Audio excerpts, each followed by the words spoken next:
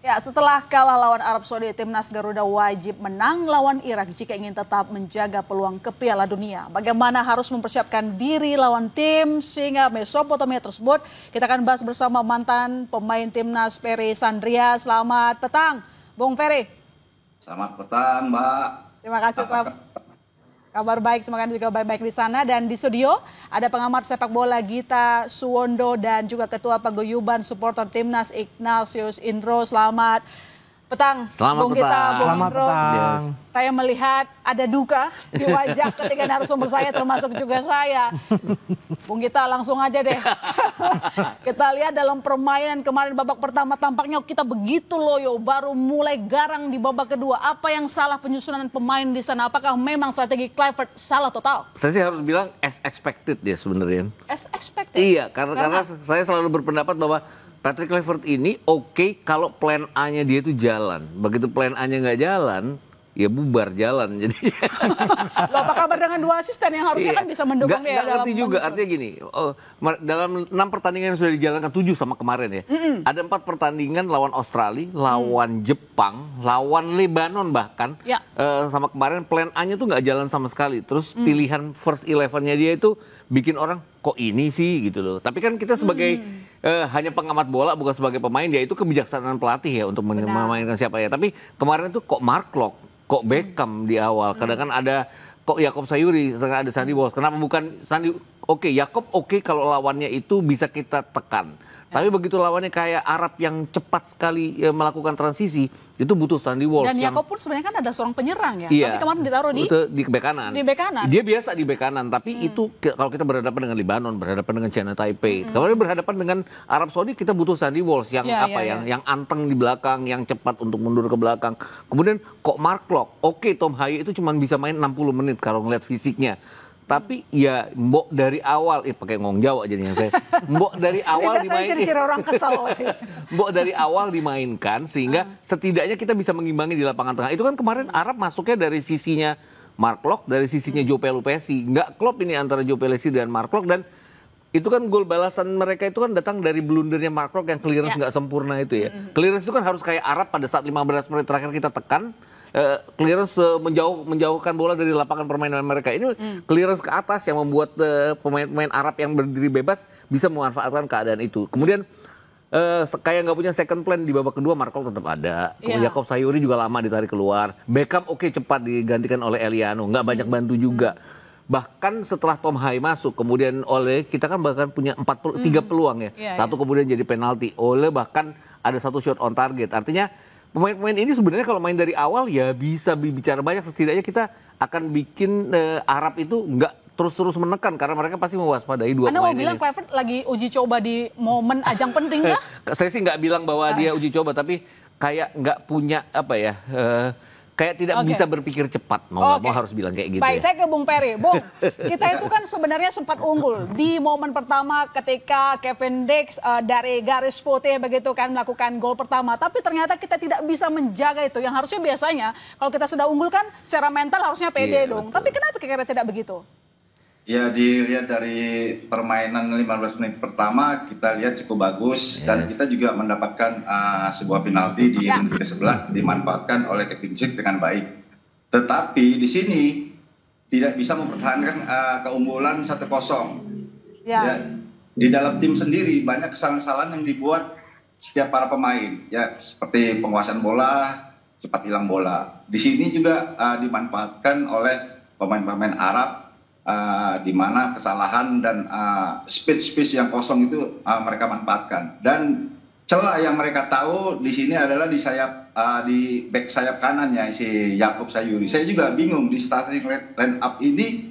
Kemarin saya juga mempertanyakan kenapa Mark Locke dengan Beckham itu dimainkan terlebih dahulu, tidak Joe Pelupessy dengan Tom Haye, karena mereka ini dua ini sudah chemistry sudah ketemu daripada Mark Locke dengan Beckham. Meskipun mereka juga satu tim di Persib, mereka oke lah. Tapi ini kan di timnas yang kita lawan adalah Arab Saudi, tim yang kuat gitu loh. Dan di sisi lain juga Jakob Sayuri ini kan pemain penyerang dan diletakkan di posisi back. Yang pasti dengan naluri penyerangnya itu pasti ada, tapi untuk naluri bertahannya tidak pasti ada. Dan ini dimanfaatkan oleh pemain Arab Saudi untuk manfaatkan menyerang dari posisi back sayap kan.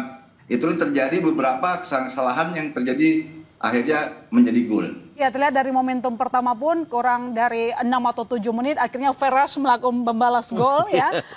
Bisa membaca bagaimana pergerakan timnas. Saya ke Bung Indro, Anda sendiri sepakat dengan pendapat atau analisa dari Bung Gita dan juga Bung Ferry? Kalau saya melihat bahwa ini Patrick Kluivert mengapa melakukan uji coba seperti yang Mbak katakan tadi ya. Ini uji coba yang baru dan nggak ada di saat uji coba ketika melawan China Taipei ataupun Lebanon gitu ya.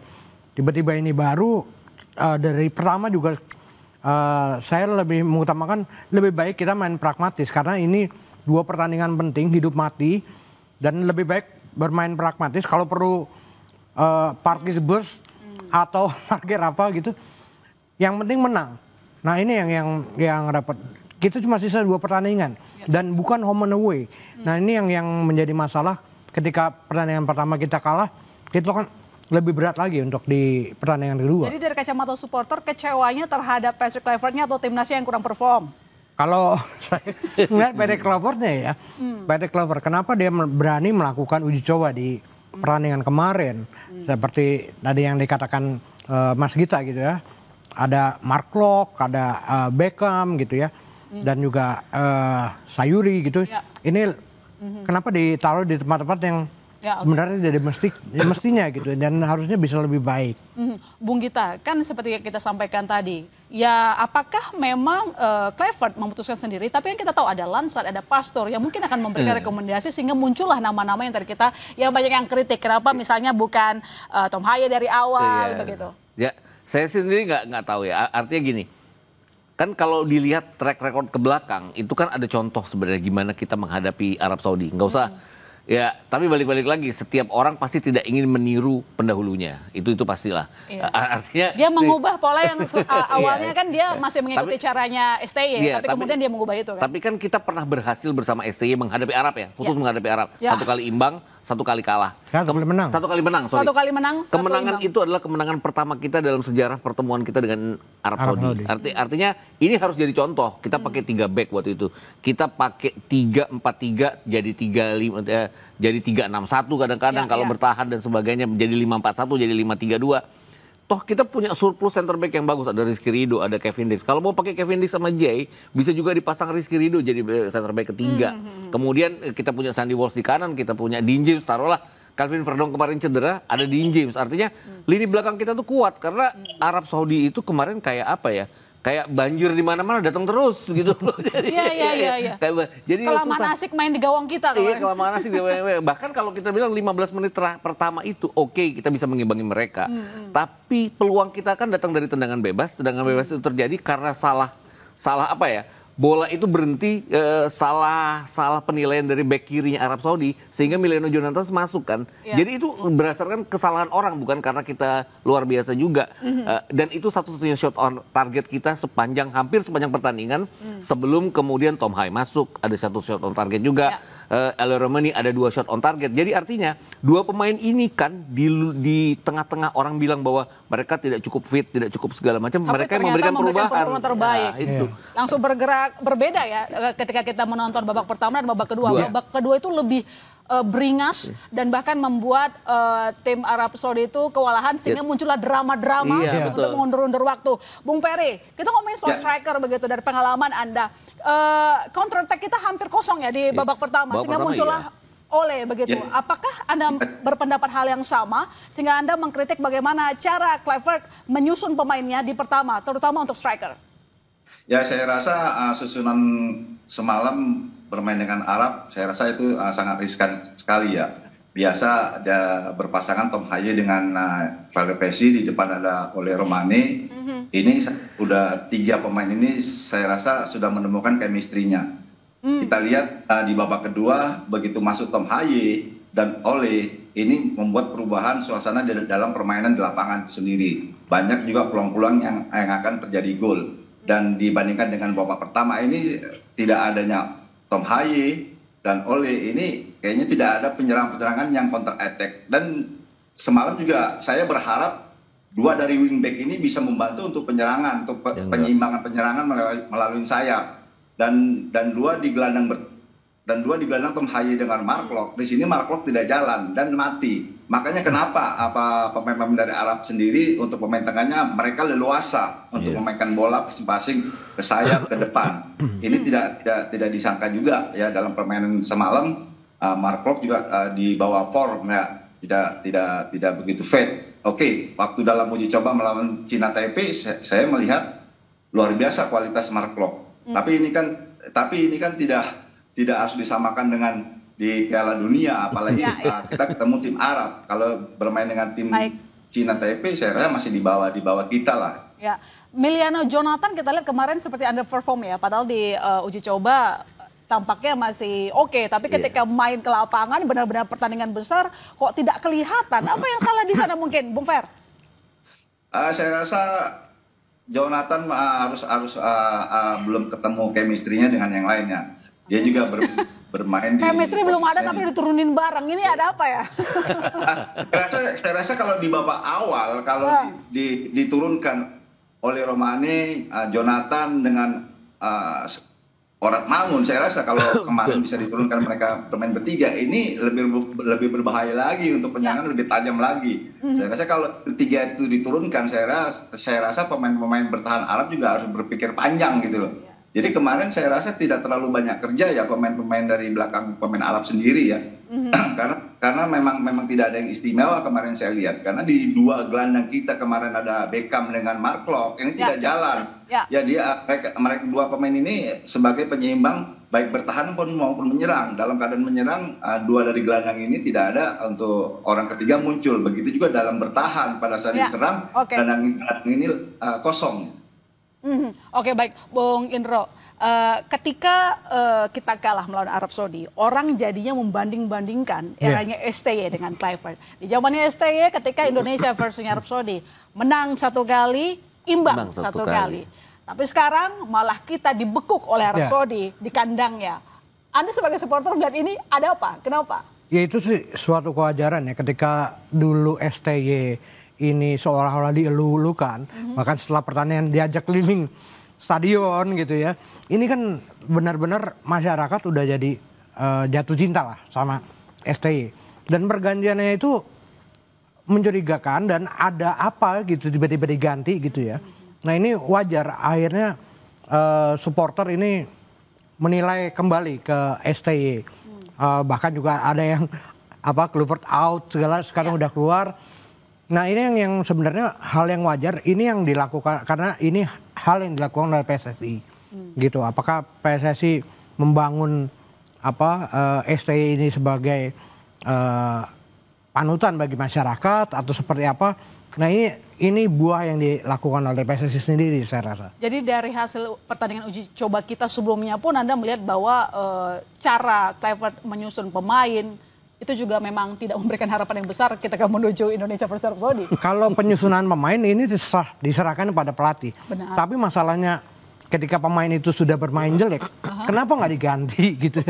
Nah itu perubahan-perubahan. Di babak pertama kemarin kelamaan. Iya, kelamaan pergantian salah satu pemain mungkin memanggil Ole dan juga Tom Haye untuk masuk lapangan. Bung Gita, kalau tadi Bung Peri kan menyatakan sebenarnya dari analisa ataupun yang disampaikan ini tampaknya secara teknik kita nggak ada masalah. Tapi ini soal chemistry aja yang membuat buyar tim kita?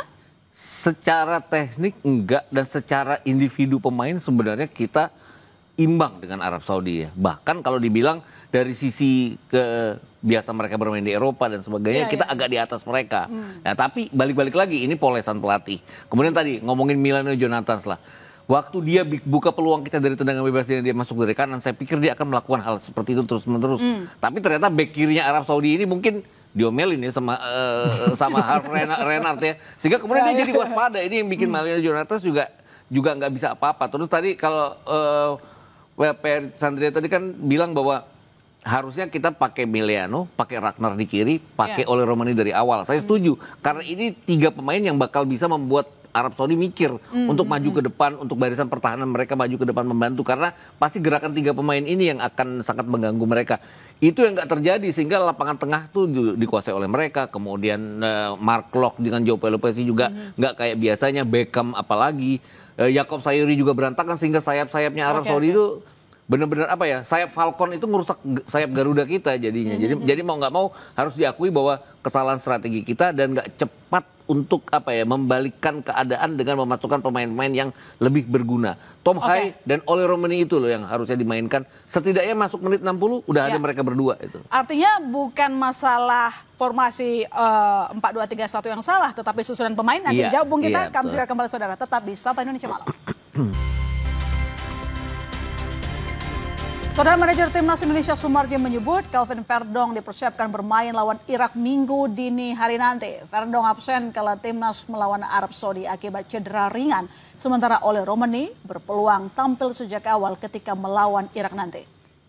Kalau Verdong insya Allah tidak akan jadi masalah, karena memang kami mempersiapkan strategi ini, mempersiapkan Verdong untuk lawan Irak.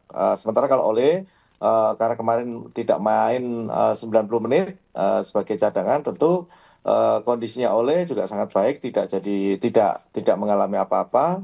Semalam juga langsung begitu selesai langsung diterapi. Ini tadi pagi juga terapi lagi. Ya, saya kira kalau kondisi Ole sama Verdong insya Allah tidak ada masalah.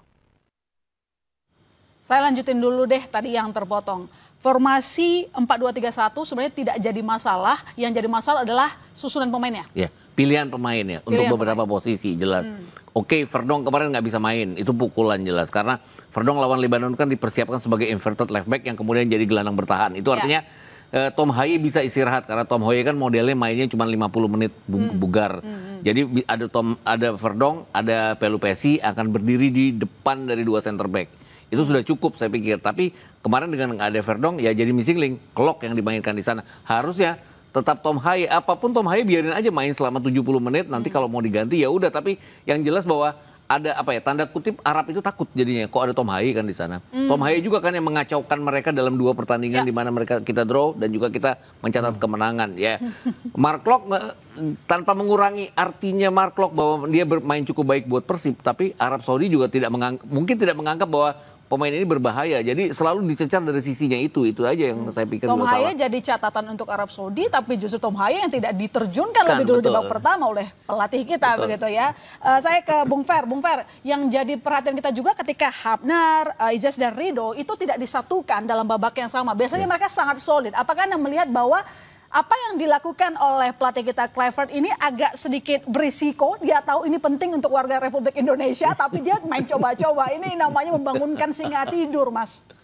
Ya, saya harap untuk pertandingan lawan Irak nanti jangan pakai sistem lagi coba-coba pemain lagi ya. Karena 3 pemain ini, Ijaz, Hafnar, Skirido, ini mereka chemistry-nya sudah terlalu lekat banget ya. Di samping juga didampingi dengan Kevin Dzik dan Verdong di sayap kanan kiri. Ini tiga center back ini saya rasa menurut saya ini sangat kuat. Contoh kita juga sudah teruji 3 pemain ini waktu melawan Cina kita menang 1-0 di kandang. Ini menunjukkan bahwa mereka benar-benar pemain yang solid untuk ditembus gitu loh. Selain itu juga untuk Hafnar juga dia pemain yang temperamental ya. Tapi Ijaz dengan Rizky Ridho ini bisa memberikan bahasa-bahasa untuk melembutkan, jangan terlalu ambil habis untuk pemain, jangan terlalu dikasari. Waktu kali juga kita bertemu dengan pemain Arab, waktu itu dia marah waktu dengan sliding. Ini juga 3 pemain ini juga sangat disiplin sekali untuk menjaga lawan dan bisa menutup pergerakan apabila Kevin Dix bisa dilewatin. Di sini ada Rizky Ridho yang bisa menutup. Dan kemarin saya lihat pemain kita lawan Arab di 4 center back ini saya rasa mereka tidak disiplin, malah mereka memberikan ruang untuk pemain Arab untuk pergerakan, memberikan ruang untuk bisa menciptakan suatu peluang ke gawang kita. Maka terjadilah kemarin banyak speed yang salah komunikasi dengan teman. Saya rasa ini juga harus diperhatikan oleh pelatih Kluivert untuk melawan Irak nanti. Karena apa? Tim Irak ini lebih berbahaya daripada Arab. Ya. Saya rasa itu. Bung Indro, kalau kita lihat kan kemarin Verdong absen, sekarang katanya akan tampil minggu dini hari nanti. Apakah sebagai supporter Anda merasa ini harapan baru atau sudah mulai agak deg-degan? Soalnya sama Arab Saudi aja salah, gimana sama Irak, kan? Iya, sebenarnya agak aneh juga kalau misalnya dikatakan tadi Pak Sumarji ya bahwa Verdong disiapkan untuk Irak. Udah nggak bisa kayak gitu karena ini tinggal 2 pertandingan. 2 pertandingan ini dua-duanya penting. Ibaratnya final, 2 final yang harus dilakukan oleh Indonesia. Jadi seluruh pemain terbaik, permainan terbaik juga harus ditunjukkan. Baik melawan Arab Saudi maupun Irak. Bahkan Arab Saudi seharusnya kan ini pertandingan pertama ya. Itu yang kita harus mengambil angka terlebih dahulu, minimal seri.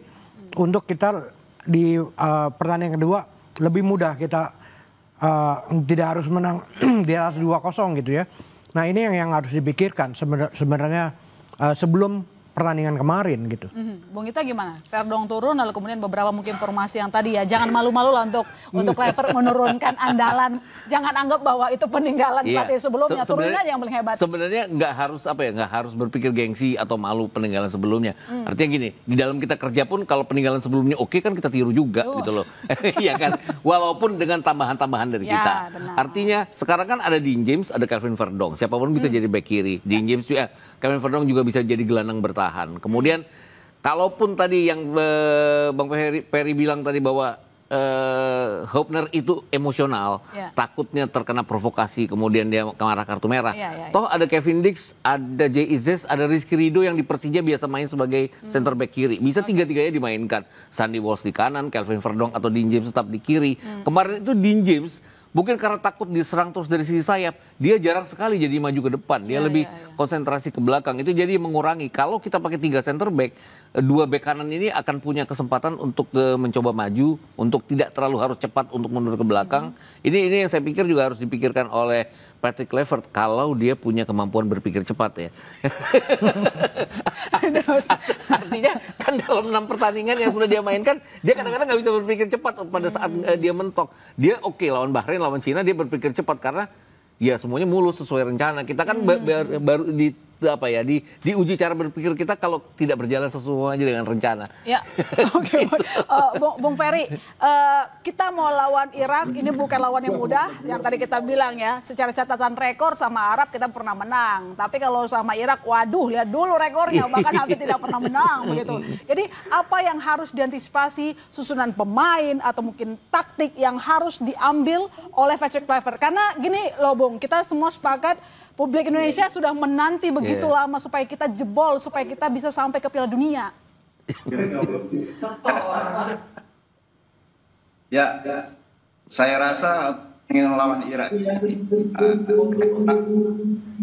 yang diturunkan untuk line up adalah benar-benar pemain yang terbaik. Ya, karena kita tidak harus coba-coba lagi karena yang kita ketemu lawan mau ketemu lawan yang begitu apa ya bisa dianggap kuat yang saya katakan tadi sama Bung Gita, tim Arab Irak ini lebih bagus daripada tim Arab. Jadi strategi kita untuk main dengan lawan Arab, kita kalau bisa kita coba main bertahan dan kita melakukan counter ya, karena ini juga pemain depan Irak ini punya kecepatan, terutama dua sayap ini mereka benar-benar cepat. Dan satu juga pemain dari striker Irak sendiri ya, pemain yang udah gaek. Saya rasa ini akan diturunkan juga. Ini pemain yang berpengalaman. Saya rasa juga Patrick Kluivert harus mentugaskan setiap pemainnya disiplin untuk menjaga lawan dan disiplin juga untuk menjaga daerah-daerah. Iya, menjaga daerah benar sekali. Karena kan kemarin di pertandingan Martin Pas kerja keras, Bung. Ya. Saya rasa ini juga komunikasi juga harus lebih penting. Mudah-mudahan ya harapan saya untuk besok komposisi pemain oke lah bermain dengan 4 center back ini oke. Verdong saya berharap dia bisa diturunkan 90 menit. Di sini juga oke, untuk menggantikan Yakub ini bisa Sandy Walsh dan di tengahnya ada Jess dengan Kevin Dix.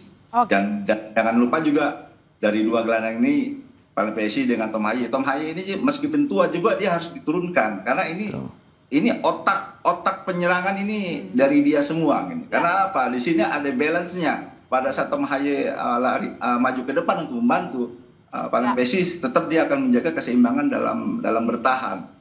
Baik, Bung Gita. Kita tidak bisa membayangkan kalau kemarin Martin Paes tidak sigap. Berapa kali dia terus seperti kerja seorang diri karena tidak ada yang nemenin di gawang begitu. Jadi kita tidak mau itu terulang ketika Indonesia versus Irak di minggu dini hari nanti. Jadi apa yang harus kita perbaiki? Kecepatan atau fisiknya dari para pemain? Yang harus diperbaiki kalau saya bilang ya cara berpikirnya Kluivert ya. mau nggak mau dari dia dulu. Kluivert nonton diskusi ini karena dari semua bentuk evaluasi Kluivert. Cara berpikirnya dia yang harus cepat itu yang harus diperbaiki. Artinya kita punya kok sejumlah pemain yang bisa memberikan perbedaan karena kita pernah menahan imbang Saudi Arabia, kita pernah menang lawan Saudi Arabia dan pemain-pemain sekarang jauh lebih banyak kualitas, lebih bagus kualitasnya dibandingkan dengan pemain saat itu juga artinya. Dan kenapa nggak dimanfaatin pilihan pemain itu tadi. Saya setuju dengan Bang Peri bahwa Tom Haye harus main sejak awal, Ole Remeni main sejak awal. Kita punya Ragnar yang bagus di kiri, kita punya Meliano Jonathans yang bagus di kanan, kemudian ada Calvin Verdong juga, udah lengkap semuanya kalau mereka dalam kondisi fit. Tapi yang itu tadi, kalau kita sampai berantakan plan awal kita harus cepat. Itu kita harus ada plan yang lain. Waktu kita 1-1 melawan Arab Saudi, itu apa yang dilakukan Sintayong adalah kita menekan, kita unggul, tapi kemudian Arab Saudi kan bagus transisinya, menekan kita. Kita tuh cepat menutup pertahanan kita dengan baik sehingga tidak membuat mereka punya peluang. Kemudian kalau dibilang kemarin ball position kita oke dibandingkan dengan 2 pertandingan melawan Arab Saudi. Tapi hasilnya nggak oke jadinya. Jadi percuma jadi ball position kalau hasilnya nggak oke. Gitu.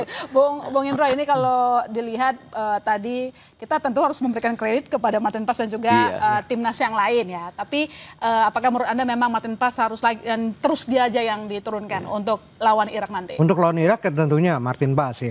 Karena memang menunjukkan performa terbaik dia. Kemarin sudah menunjukkan performa terbaik. Dan yang harus dilakukan oleh Patrick Kluivert juga mengajarkan para pemain kita agar jangan jahil ya ketika di kandang sendiri gitu ya. Tarik baju itu karena ini udah zamannya VAR gitu. Zamannya VAR ibarat kita mau ngambil sesuatu di minimarket ada CCTV. Kan seperti itu. Nah, ini yang harus terus diupayakan oleh Patrick Kluivert, mengajarkan ke para pemain kita untuk hati-hati terhadap VAR gitu. Ini bahaya. Nah, ini juga yang harus ditekankan pada Patrick Kluivert kepada seluruh pemain kita. Menyambung apa yang disampaikan Bung Indro, Bung Ferry. Kemarin kita lihat masih ada beberapa pemain yang iseng begitu. Sementara ada VAR. Nah, ini bagaimana mendisiplinkannya nih? Saya rasa memang kita pemain-pemain kita sendiri memang soal VAR ini memang banyak yang kurang paham gitu ya. Yang benar dikatakan Bung Redo tadi, seperti di supermarket ya, mengambil sesuatu apapun tetap ada CCTV meskipun tidak ketahuan. Nah, kemarin juga dilakukan oleh Yakub Sayuri ya, meskipun masih tidak melihat, tapi ini kan kita ketemu tim Arab yang banyak drama, yang terlalu banyak actionnya. Ya, perlu senggol dikit juga di kotak penalti pasti dia jatuh. Iya, betul. Jatuh sendiri, Bung. Itu pasti terjadi. Nah, kebetulan kemarin itu terjadi. Jadi sekali lagi mengingatkan kepada Patrick Kluivert juga kepada anak asuhnya, jangan terlalu banyak bermain iseng gitu loh. Karena banyak VAR di mana-mana itu pasti ada VAR, pasti dilihat. Jangan iseng di pertandingan yang super penting ini untuk warga negara Indonesia begitu. Kita sangat rindu. Jangan nanti lewat lagi, aduh nunggu berapa tahun lagi nih kita gitu. Nah, itu dia, Bung gitu. Bung kita harus akui ya, kita bersyukur ada 2 gol yang kita hasilkan. Tapi jadi catatan bahwa gol itu muncul dari penalti, bukan sebuah keunggulan yang bisa dibangga-banggakan seperti yang dilakukan oleh Arab Saudi. Nah, bisakah kita membobol gawang Irak nanti? Jangan seperti Arab lah. 3 pertandingan kita melawan Irak sebenarnya kita tidak main bertahan ya. Sintayong itu berani kalau melawan Irak, tapi hasilnya ya kita kalah 1-5, kita kalah 1-3, kita kalah 0-2, bahkan 0-2-nya itu di GBK. Kemudian waktu itu kan ada juga pertandingan kita kalah 1-5 itu ada blundernya Jordi Amat, kita ada blundernya Nadeo Argawinata waktu itu.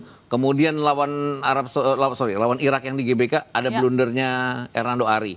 Jadi blunder seperti ini yang harus kita hilangkan, seperti blunder melawan Mark Locke. Artinya fokus, jangan banyak blunder dan memanfaatkan semua peluang yang ada, itu aja. Oke. Kalau kemarin tuh memang kita nggak ada peluang yang ada dalam open play kecuali pas Romani masuk. Iya. Romani dari awal. Romani harusnya dari awal, betul Bayangkan dia 4 menit 3 peluang. Itu peluang dia yang terbanyak dari seluruh pertandingan yang sudah dia mainkan. Dia Cukup nggak bikin pernah Arab dapat 3 Saudi peluang. ketar-ketir kemarin. Iya, Itu kelihatan betul, banget. itu. Dari permainan langsung Indonesia mengambil kendali. Jadi pertanyaan terakhir saya ke Bung Gita, berapa skornya Indonesia lawan Irak? Aduh, saya nggak berani bilang nih. Kalau kita kalah hanya dengan margin gol 1, oke. Oke. Tapi kalau boleh saya pesan adalah harus ada reward dan punishment. Kalau sampai kita gagal harus ada punishment kepada Pratik Kluivert dan jajarannya. Itu Oke. aja. Kalau Bung Indro masih ada ekspektasi kita bakal menang, berapa skornya? Kalau sebagai supporter kita harus tetap optimis, Ya. tapi harus realistis. Realistisnya berapa, Bung? Jadi kalau Irak tentunya adalah tim yang lebih bagus dari Arab Saudi jauh ini. Nah ini agak berat juga kita berharap untuk kita menang itu, apalagi kita mesti menang lebih dari 2 gol ya. Lebih dari 2 gol. Nah ini yang cukup berat. Jadinya yang pasti reward dan punishment betul tidak hanya kepada PT Kluivert tentunya kepada PSSI juga. Apa yang telah dilakukan? Lebih kejam ini. Dievaluasi pelatihnya gitu. Iya, betul. Gitu, baik. Ya, harus berani sebenarnya Harus evaluasi berani, pelatih, benar-benar untuk warga negara Indonesia sangat cinta sepak bola. Tolonglah jangan dicederai dengan hal-hal yang tidak ada evaluasi yang jelas. Betul, Begitu betul. ya. Baik, Bung Ferry berapa skor kita? Masih optimis bisa menang mengalahkan Irak? Ya selalu kita harus optimis ya, Iya. bagaimana juga berusaha kita juga harus menang meskipun itu kemungkinan kecil kita bisa mengalahkan Irak. Ya mudah-mudahan aja. Aduh. Ya baik, kita ini ketawa-ketawa ngenes sebenarnya Iya. berempat ini ya. Baiklah, terima kasih. Menertawakan diri sendiri nih kita. Menertawakan diri sendiri, tapi tetap kita berdoa yang terbaik untuk timnas. Ini harapan kita bersama, Indonesia bisa menunjukkan taringnya, jangan lagi jadi anak bontot aja, jadi anak bawang di belakang sana. Terima kasih Bung Ferry, terima kasih Bung Gita, terima kasih Sama-sama. Bung Indro telah bergabung di Sapa Indonesia Malam.